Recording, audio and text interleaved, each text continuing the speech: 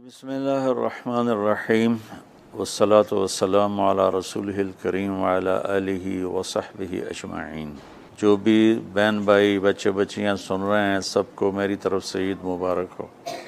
عید کی خوشی ہم کیوں مناتے ہیں، پہلے میں یہ تھوڑا سا واضح کر دوں کہ رمضان کا مہینہ اللہ نے پورا ایک ہمارے لیے خوشی کا مہینہ بنایا ہے، جس میں اللہ کی جنت کے دروازے کھول دیے جاتے ہیں، جہنم کے بند کر دیے جاتے ہیں، شیطان قید کر دیے جاتے ہیں، جنت کو روزانہ سجایا جاتا ہے، اللہ کا عرش پہلے آسمان پہ آ جاتا ہے، اللہ کی طرف سے اعلان ہو رہا ہوتا ہے، کوئی بخشش چاہنے والا، کوئی حاجت مانگنے والا، فرض 70 فرضوں کے برابر ہو جاتا ہے اور نفل فرض کے برابر ہو جاتا ہے، اور نفل اور فرض کا فرق اتنا بڑا ہے کہ قیامت تک 2 رکعت نفل پڑھتا رہے تو فرض رکعت کے ایک سجدے کے برابر نہیں، اور اس میں جو مر جاتے ہیں اہل ایمان ان کا حساب نہیں ہوتا،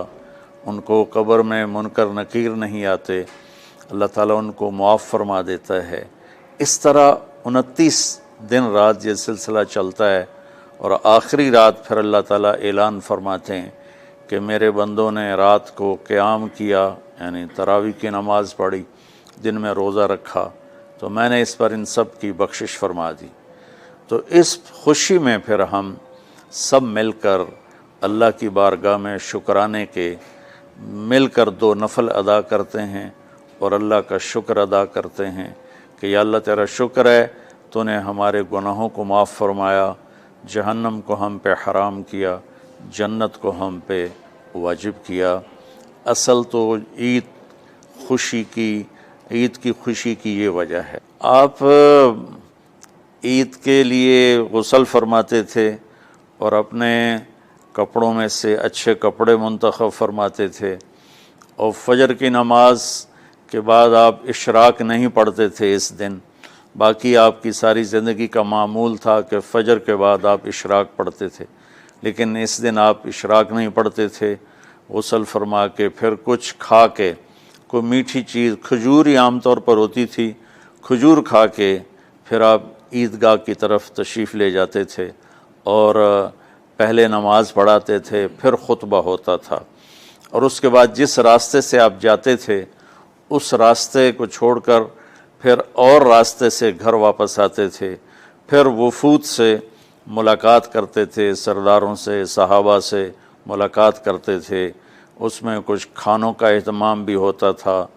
اس طرح ایک عام روٹین کی عید ہوتی تھی آپ کی، ملاقاتیں کرنا، کھانوں میں جانا اور اچھے کپڑے پہننا، سب کو خوشی سے ملنا، یہ عید الفطر پر آپ کا یہ معمول تھا۔ باقی جو اداسیاں ہیں، ڈپریشنیں ہیں، اس کی وجہ آپس کی محبتوں کا کم ہو جانا ہے، اور دنیا کی ایسی دوڑ جس نے اپنے آپ کو بھی بھلا دیا ہے، اور آپس کی نفرتیں ہیں اور آپس کے بغض حسد ہیں، ان منفی جذبوں نے ہماری خوشیوں کو دھندلا دیا ہے، ورنہ رمضان کا ہر لمحہ خوشی کے لیے ہے، اور عید اس کی پیک ہے، اور پوری زندگی اللہ راضی ہو رہا ہو تو خوشی ہی خوشی ہے۔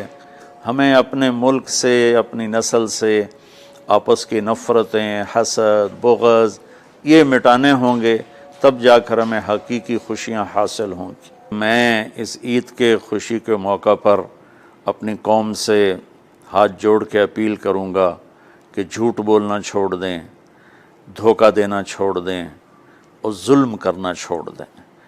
مذہبی نفرت نے ہمیں تباہ کر دیا، سیاسی نفرت نے ہمیں تباہ کر دیا، صوبائی قومی نفرت نے ہمیں تباہ کر دیا، آپس کی رنجشوں کی نفرت نے ہمیں تباہ کر دیا۔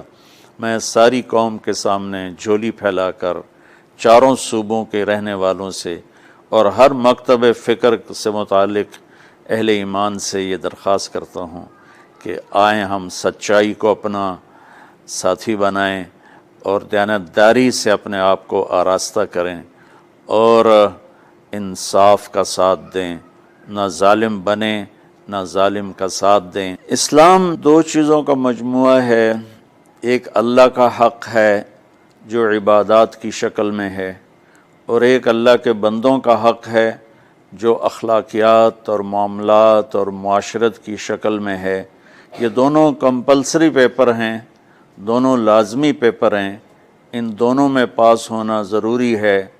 میری نماز اچھی ہے لیکن میری دکان پہ جھوٹ ہے تو نماز اس جھوٹ کی کمی کو پورا نہیں کر سکے گی۔ میری دکان پہ سچ ہے لیکن میں نماز نہیں پڑھتا تو میرا یہ سچ بولنا میرے نماز کی کمی کو پورا نہیں کر سکتا۔ اللہ کے نبی نے دنیا سے جاتے ہوئے 2 لفظوں میں سارا دین بتا دیا تھا۔ جب آپ کے جانے کا وقت قریب تھا تو آپ 2 لفظ دہرا رہے تھے، الصلاۃ وما ملکت ایمانکم، میری امت میرے بعد ایک نماز نہ چھوڑنا، اور ایک امت کے غریب مسکین لوگوں سے، نوکر غلاموں سے اچھا سلوک کرنا۔ یہ 2 الگ الگ ڈیمانڈ ہیں۔ جیسے پانی پینے سے روٹی کی کمی پوری نہیں ہو سکتی اور روٹی کھانے سے پانی کی کمی پوری نہیں ہو سکتی، یہ دونوں الگ چیزیں ہیں۔ اخلاق کو عبادت کی کمی پر نہیں کر سکتی، اور عبادت کی کمی اخلاق کو اور اخلاق کی کمی کو عبادت پورا نہیں کر سکتی۔ ان دونوں چیزوں میں پاس ہونا ضروری ہے، تب جا کر ایک معتدل معاشرہ وجود میں آتا ہے۔ ایک حدیث سنا کے بات ختم کرتے ہیں۔ میرے نبی وضو فرما رہے تھے تو صحابہ آپ کے وضو کا پانی گرنے نہیں دے رہے تھے، نیچے سے لے کر کوئی پی رہا تھا، کوئی منہ پہ مل رہا تھا۔ تو آپ نے فرمایا ما یحملکم علی ھذا، یہ کیا کر رہے ہو؟ وہ کہنے لگے یا رسول اللہ، اللہ اس کے رسول کی محبت میں کر رہے ہیں۔ تو آپ نے فرمایا میں تمہیں بتاتا ہوں اللہ اس کے رسول سے محبت کرنے والا کون ہوتا ہے۔ فَلْيُسْتِقِ الْحَدِيثَ اِذَا حَدَّثَ، اللہ رسول سے محبت کرنے والا وہ ہوتا ہے جو ہمیشہ سچ بولتا ہے۔ فَلْيُؤَدِّ الْأَمَانَةَ اِذَا تُؤْمِنَ، جو ہمیشہ امانت داری سے کام لیتا ہے، کبھی دھوکہ فراڈ نہیں کرتا۔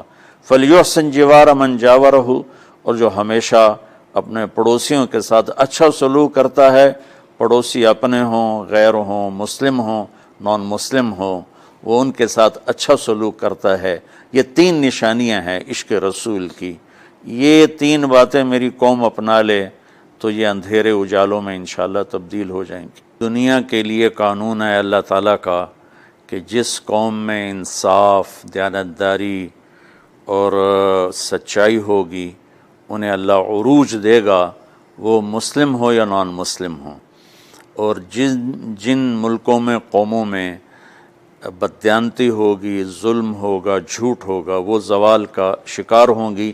ساری ویسٹرن دنیا تو لیڈ نہیں کر رہی، ہمارے جیسے ملک بھی ہیں جہاں یہ ساری چیزیں ہیں تو وہ ہماری طرح ہی ذلیل ہیں اور ہماری طرح ہی وہ خوار ہیں۔ چند ایک ملک ہیں جنہوں نے ان چیزوں کی رعایت کی ہے تو وہ اس وقت لیڈنگ رول میں ہیں، لیڈنگ ماڈل میں ہیں۔ تو دنیا کے لحاظ سے تو یہ قانون ہے کہ سچائی، دیانتداری اور انصاف قوموں کو اونچا لے جائے گا۔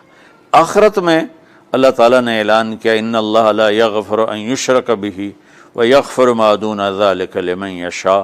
آخرت میں کامیابی کا آخری فیصلہ ایمان پہ ہوگا کہ اللہ تعالیٰ کا فرمان ہے میں شرک معاف نہیں کروں گا، اس کے علاوہ میں جسے چاہوں معاف کر دوں۔